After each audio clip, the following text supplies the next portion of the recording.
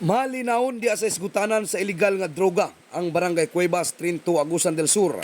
Kini ang gikumpirma mismo ni Barangay Chairman Raul Granada nga diin sumala pa nagpabilin nga luwas ang iyang lugar luyo sa padayong kampanya sa gobyerno batok sa illegal nga droga. Kahinumduman nga sa milabay nga mga katuigan gideklara ang iyang area nga drug cleared barangay nga diin hangtod ning kasamtangan ana gyapon nagpabilin nga malinawon ang iyang lugar.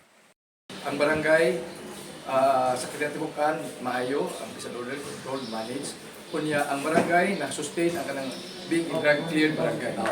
Dugang pa ni Granada nga ang taong mogamit sa illegal nga droga mahimong mawad-an sa insaktong pangisip. Amo sa katawo nga maggamit og drogas sumala pa sa mga expert mahimo nga mawad-an sa kisatong pangisip. So Sa Barangay Cuevas tanig kamot ang mga barangay opisyal nga mapungan ug masugpo ang mga individual na nagagamit sa ginadili nga droga.